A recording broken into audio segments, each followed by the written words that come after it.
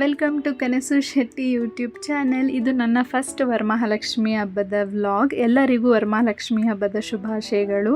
ಇದು ನಮ್ಮ Lakshmi background decorate ಮಾಡಿರೋದು. ನಾವು ನೋಡಿ ಈ ಥರ ಸ್ಟ್ಯಾಂಡ್ ತೊಗೊಂಡಿದ್ದೀನಿ. ಇದು ಆಫ್ಲೈನಲ್ಲಿ ಮಾಡಿದ್ದು, ಆನ್ಲೈನಲ್ಲ.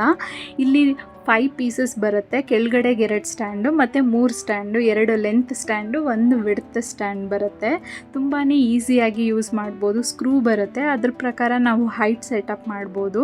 ಸೊ ಇದು ಮಲ್ಟಿಪರ್ಪಸ್ ಕೂಡ. ಗಣೇಶ ಹಬ್ಬಕ್ಕೆ ಯೂಸ್ ಮಾಡ್ಬೋದು, ಮತ್ತು ದಸರಾ ಹಬ್ಬಕ್ಕೆ ಗೊಂಬೆಗಳನ್ನ ಕೂರಿಸ್ತಾರಲ್ಲ, ಅದಕ್ಕೆ ಬ್ಯಾಕ್ಗ್ರೌಂಡಾಗಿ ಯೂಸ್ ಮಾಡ್ಬೋದು.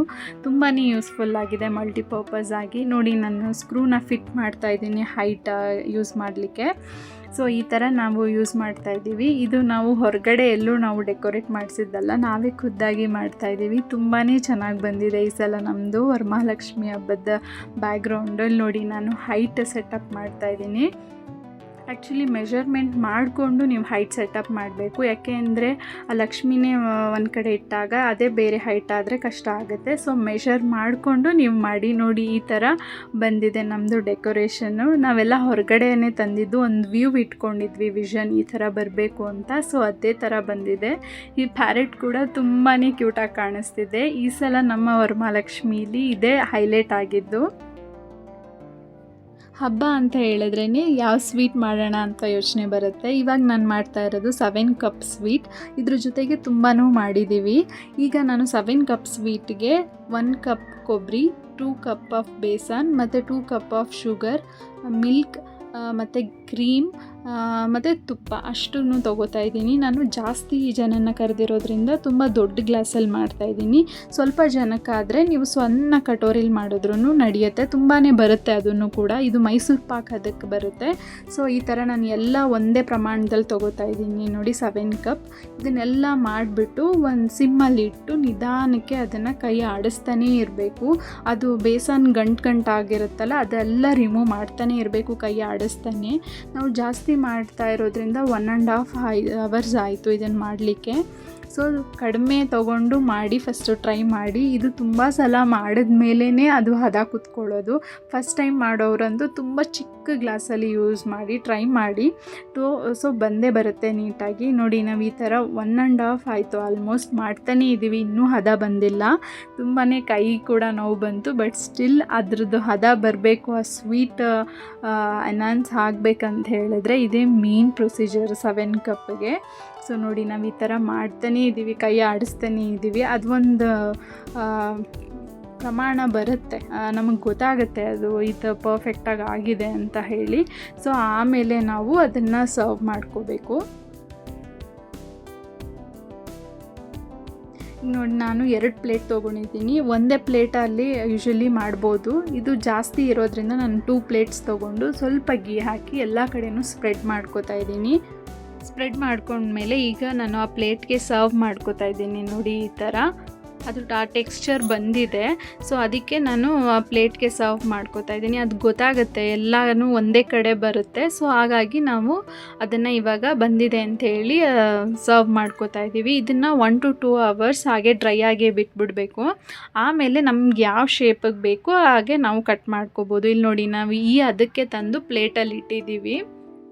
ಸ್ವಲ್ಪ ಮೇಲೆ ಗೀ ಹಾಕಿ ನಾವು ಇಟ್ಕೊಂಡಿದ್ದೀವಿ. ಈಗ ಕಟ್ ಮಾಡ್ಕೋತಾ ಇದ್ದೀವಿ. ನೋಡಿ, ನಾವು ಡೈಮಂಡ್ ಶೇಪಲ್ಲಾದರೂ ಮಾಡ್ಕೋಬೋದು, ಸ್ಕ್ವಯರ್ ಆದರೆ ಉಂಡೆ ಕಟ್ಬಿಟ್ಟು ಯೂಸ್ ಮಾಡ್ಬೋದು, ಯಾವ ಥರ ಬೇಕಾದ್ರೂ ಯೂಸ್ ಮಾಡ್ಬೋದು. ಇವಾಗ ನಾನು ಡೈಮಂಡ್ ಶೇಪಲ್ಲಿ 1 ಪ್ಲೇಟಲ್ಲಿ ಕಟ್ ಮಾಡ್ಕೋತಾ ಇದ್ದೀನಿ. ಇನ್ನೊಂದು ಶೇಪಲ್ಲಿ ಸ್ಕ್ವಯರ್ ಮಾಡ್ಕೊಂಡಿದ್ವಿ.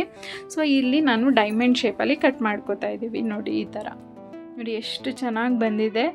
ಹಾಕಿದ ತಕ್ಷಣವೇ ಕಟ್ ಮಾಡಬಾರ್ದು. ಒಂದು 2 hours ಡ್ರೈ ಮಾಡೋಕ್ಕೆ ಬಿಡಬೇಕು, ಆಮೇಲೆ ಕಟ್ ಮಾಡಬೇಕು. ಇಲ್ಲಿ ನೋಡಿ ಯಾವ ಹದಕ್ಕೆ ಬಂದಿದೆ ಅಂತ. ಇದು ಇನ್ನೂ ಬಿಟ್ಟರೆ 2 hours ಇನ್ನೂ ಚೆನ್ನಾಗಾಗುತ್ತೆ. ಇದೇ 7 ಕಪ್ ಸ್ವೀಟ್.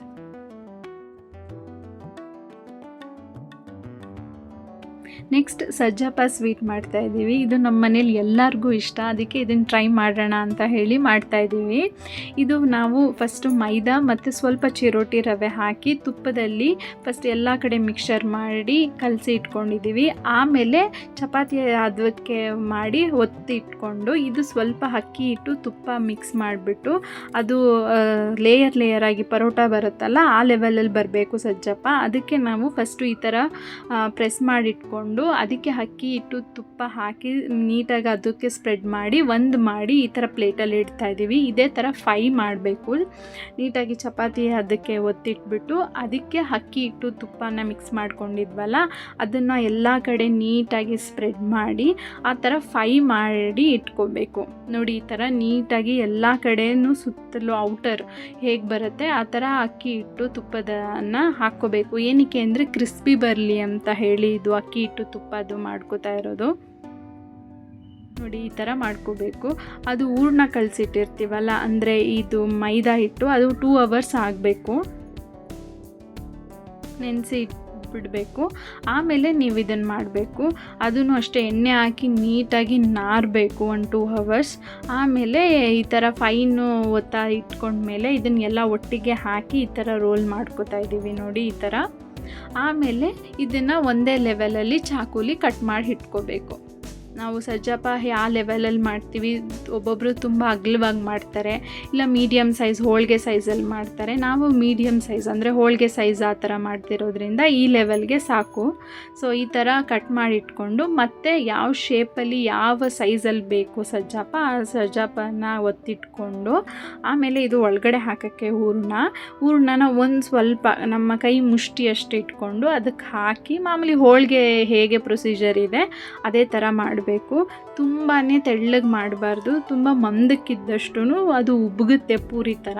ಸೊ ನೋಡಿ ಈ ಥರ ಈ ಲೆವೆಲಲ್ಲಿ ಮಾಡಿಟ್ಕೋಬೇಕು, ತುಂಬ ಪ್ರೆಸ್ ಮಾಡಿಬಿಡಬಾರ್ದು. ಆಮೇಲೆ ಎಣ್ಣೆ ಇಟ್ಟು ಇದನ್ನು ನೀಟಾಗಿ ಬೇಯಿಸ್ಕೋಬೇಕು 2 ಕಡೆನೂ. ನೋಡಿ ಎಷ್ಟು ಚೆನ್ನಾಗಿ ಆಗ್ತಿದೆ ಅಂತ ಹೇಳಿದ್ರೆ ಉಬ್ಬುತ್ತಾ ಇದೆ, ಪೂರಿ ಉಬ್ಬುತ್ತಾ. ಯೂಶಲಿ ಪೂರಿ ಮಾಡಿದಾಗ ನಾವು ಉಬ್ಬುತ್ತಲ್ಲ ಆ ಲೆವೆಲಲ್ಲಿ ಉಬ್ಬುತ್ತಾ ಇದೆ. ಸೊ ನೀಟಾಗಿ ಡ್ರೈ ಮಾಡಿಟ್ಟು ಅದನ್ನು ಇಟ್ಕೋತಾ ಇದ್ದೀವಿ. ಹಬ್ಬ ಅಂತ ಹೇಳಿದ್ರೇ ಸ್ವೀಟ್, ಅದರಲ್ಲೂ ವರಮಹಾಲಕ್ಷ್ಮಿ ಹಬ್ಬ ಅಂತ ಹೇಳಿದ್ರೆ ನಾನಾ ಥರ ಸ್ವೀಟ್ಸ್ ಮಾಡಿ ಆ ದೇವರ ಮುಂದೆ ಇಡ್ತಾರೆ.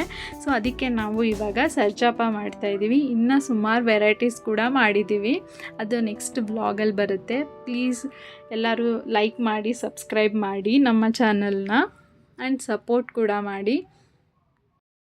ನೆಕ್ಸ್ಟ್ ಸ್ವೀಟ್ ಕರ್ಜಿಕಾಯಿ ಮಾಡ್ತಾಯಿದ್ದೀವಿ. ನಾವು ಮೈದಾ ಏನು ಕಲಸಿಟ್ಕೊಂಡಿದ್ವಲ್ಲ ಇದಕ್ಕೆ ಸರ್ಜಪ್ಪ ಮಾಡಲಿಕ್ಕೆ ಅದನ್ನೇ ಯೂಸ್ ಮಾಡ್ತಾಯಿದ್ವಿ, ಜಾಸ್ತಿ ಕಲಸಿದ್ವಿ. ಸೊ ಇದಕ್ಕೂ ಅಂತ ಹೇಳಿ ಫಸ್ಟೇ ಅಂದ್ಕೊಂಡಿದ್ವಿ, ಸೊ ಯೂಸ್ ಮಾಡ್ತಾಯಿದ್ದೀವಿ. ಈ ಶೇಪಲ್ಲಿ ಕಟ್ ಮಾಡಿ ಇಟ್ಕೊಂಡು ಅದು ಕರ್ಜಿಕಾಯಿ ಮಾಡೋದು ಬರುತ್ತಲ್ಲ ಒಂದು ಪ್ಲೇಟ್ ಥರ, ಇದಕ್ಕೆ ನಾವು ತುಪ್ಪ ಹಾಕ್ಕೊಂಡು ಅದನ್ನು ಅಲ್ಲಿಟ್ಕೊಂಡು ಅದಕ್ಕೆ ಹೂರಣ ಹಾಕಿ ಆ ಶೇಪಲ್ಲಿ ಮಾಡಿ ಈ ಥರ ಮಾಡಿಟ್ಕೋತಾ ಇದ್ದೀವಿ. ಆಮೇಲೆ ಎಣ್ಣೆಗೆ ಹಾಕಿ ಕರಿಯೋ ಅಂಥದ್ದು. ಇಲ್ಲಿ ನೋಡಿ ಈ ಥರ ನೀಟಾಗಿ 2 ಕಡೆನೂ ಕರಿತಾ ಇರಬೇಕು. ಚಿಕ್ಕ ಇದರಲ್ಲಿ ಇಟ್ಕೊಂಡು ಅಂದರೆ ಸಿಮ್ಮಲ್ಲಿ ಇಟ್ಕೊಂಡು ಮಾಡ್ತಾ ಇರಬೇಕು. ಬೇಗ ಮಾಡಿದ್ರೆ ಅದು ಕ್ರಿಸ್ಪಿ ಬರೋದಿಲ್ಲ. ಸೊ ಮೇನ್ ಪ್ರೊಸೀಜರ್ ಏನಂತ ಹೇಳಿದ್ರೆ ಮೈದಾ ನೀಟಾಗಿ ಕಲಿಸ್ಬೇಕು, ಕ್ರಿಸ್ಪಿಯಾಗಿ ಬರುತ್ತೆ. 1-2 hours ನೆನೆಸ್ಬೇಕು, ಆವಾಗ ಈ ಥರ ಬರುತ್ತೆ. ನೆಕ್ಸ್ಟು ಹೋಳಿಗೆ ಹೂರಣನೂ ಅಷ್ಟೇ. ಈ ಸಲ ನಾವು ಬೇಳೆ ಹೋಳಿಗೆ ಮಾಡ್ತಾಯಿದ್ದೀವಿ. ಇದು ಅಷ್ಟೇ ಮೈದಾ. ನಾವು ತುಂಬ ವೆರೈಟೀಸ್ ಮಾಡ್ತೀವಿ ಅಂತ ಗೊತ್ತಿತ್ತು. ಸೊ ಅದಕ್ಕೇ ಬೆಳಗ್ಗೆನೇ ಎದ್ದು ಫಸ್ಟ್ ಅದನ್ನು ಕಟ್ ಮಾಡಿ ಅಂದರೆ ಕಲಸಿ ಇಟ್ಕೊಂಡ್ಬಿಟ್ಟಿದ್ವಿ, ಎಲ್ಲದಕ್ಕೂ ಆಗುತ್ತೆ ಅಂಥೇಳಿ. ಹೂರಣ ಮಾತ್ರ ಮಾಡಿ ಇಟ್ಕೊಂಡ್ವಿ ಬೆಳಗ್ಗೆ. ಆಮೇಲೆ ಇದನ್ನು ಒತ್ತಕ್ಕೆ ಸ್ಟಾರ್ಟ್ ಮಾಡಿದ್ದು. ಸೊ ನೋಡಿ ಬೇಳೆ ಹೋಳಿಗೆ ಎಷ್ಟು ಚೆನ್ನಾಗಾಗಿದೆ. ಬೇಳೆ ಹೋಳಿಗೆ ಕರ್ಜಿಕಾಯ್ದು ಹೂರಣ ಮತ್ತು ಸರ್ಜಪ್ಪದು ಹೂರಣ ಬೇಕು ಅಂತ ಹೇಳಿದ್ರೆ ಕಮೆಂಟ್ ಮಾಡಿ, ನಾನು ಲಿಂಕ್ ಶೇರ್ ಮಾಡ್ತೀನಿ ಅದು ಹೇಗೆ ಮಾಡಿದ್ವಿ ಅಂತ. ನೋಡಿ ಹೋಳಿಗೆನೂ ರೆಡಿ ಆಯಿತು. ಎಷ್ಟು ಚೆನ್ನಾಗಿ ಬಂದಿದೆ ಅಂದರೆ ಒಂದು ಹಾಳಾಗಲಿಲ್ಲ, ಎಲ್ಲ ನೀಟಾಗಿ ಸ್ಮೂತಾಗಿ ಬಂತು. ತುಂಬ ಚೆನ್ನಾಗಿ ಟೇಸ್ಟಿಯಾಗೂ ಆಯಿತು. ಸ್ವೀಟ್ಸ್ ಎಲ್ಲ 3 days ಬ್ಯಾಕ್ ಮಾಡಿ ಇಟ್ಕೊಂಡಿದ್ವಿ. ಇದು ಹಬ್ಬದ ಹಿಂದಿನ ದಿನ ಸೀರೆ ಉಡ್ಸೋಕ್ಕೆ ಸ್ಟಾರ್ಟ್ ಮಾಡಿದ್ವಿ. ಆಬ್ವಿಯಸ್ಲಿ ಎಲ್ಲರ ಮನೆಯಲ್ಲೂ ಆವಾಗಲೇ ಮಾಡೋದು. ಆ್ಯಂಡ್ ಮಿಡ್ನೈಟ್ ಕೂಡ ಆಗಿರುತ್ತೆ, 1 o'clock 2 o'clock ಆ ಥರ.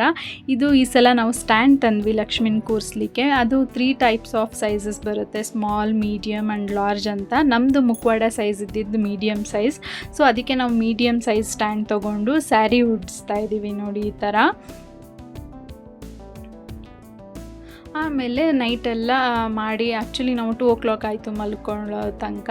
ಇದೆಲ್ಲ ಅರೇಂಜ್ಮೆಂಟ್ ಮಾಡಿ ಬೆಳಗ್ಗೆ ಎದ್ದು ಬ್ರಾಹ್ಮಿ ಮುಹೂರ್ತದಲ್ಲಿ ನಾವು ಮುಖವಾಡನ ಪ್ರತಿಷ್ಠಾಪನೆ ಮಾಡಿದ್ವಿ. ಈ ಥರ ನೋಡಿ ನಮ್ಮದು ಓವರ್ ಆಲ್ ಡೆಕೋರೇಷನ್ ಈ ಥರ ಆಯಿತು. ಆ್ಯಂಡ್ ಇದು ಕಲ್ಲನ್ನು ನಾವು ಲಕ್ಷ್ಮಿ ಅಂತ ಇಂಡಿಕೇಟ್ ಮಾಡ್ತೀವಿ. ಪ್ರತಿ ವರ್ಷವೂ ಇಟ್ಟು ಪೂಜೆ ಮಾಡ್ತೀವಿ ಈ ಥರನೇ ಆ ಲಕ್ಷ್ಮಿ ಹಿಂಭಾಗ ಇಟ್ಟು. ಸೊ ನೋಡಿ ನಮ್ಮ ಮನೆ ವರಮಹಾಲಕ್ಷ್ಮಿ ನಾವು ಈ ಥರ ಆಚರಿಸಿದ್ವಿ. ಇದನ್ನು ಡೆಕೋರೇಷನ್ಸ್ ಯಾರೂ ಮಾಡಿದ್ದಲ್ಲ, ನಾವೇ ಮಾಡಿದ್ದು. ಸ್ವಲ್ಪ ಟೈಮ್ ಕೊಡಬೇಕು ಅಷ್ಟೇ. ಸೊ ನಮ್ಮದು ಓವರ್ ಆಲ್ ಈ ಥರ ಇತ್ತು. ಇದು ನಮ್ಮ ಮನೆ ರಂಗೋಲಿ ಬಿಟ್ಟಿದ್ದು ಲೋಟಸ್, ಲಕ್ಷ್ಮಿಗೆ ಪ್ರಿಯವಾದದ್ದು ಹೂವು. ಆ್ಯಂಡ್ ಎಲ್ಲನೂ ಅಲಂಕಾರ ಮಾಡಿದ್ಮೇಲೆ ನಾವು ಅಲಂಕಾರ ಮಾಡ್ಕೊಂಡಿದ್ವಿ, ಮೆಹಂದಿ ಕೈಗೆ ಕಾಲಿಗೆ ಎಲ್ಲ ಹಾಕ್ಕೊಂಡು. ಆಮೇಲೆ ನಮ್ಮ ಮನೆಗೆ ರಿಲೇಟಿವ್ಸ್ ಕೂಡ ಬರೋರಿದ್ರು, ಗೆಸ್ಟ್ಸ್ ಅಲ್ಲ ರಿಲೇಟಿವ್ಸ್.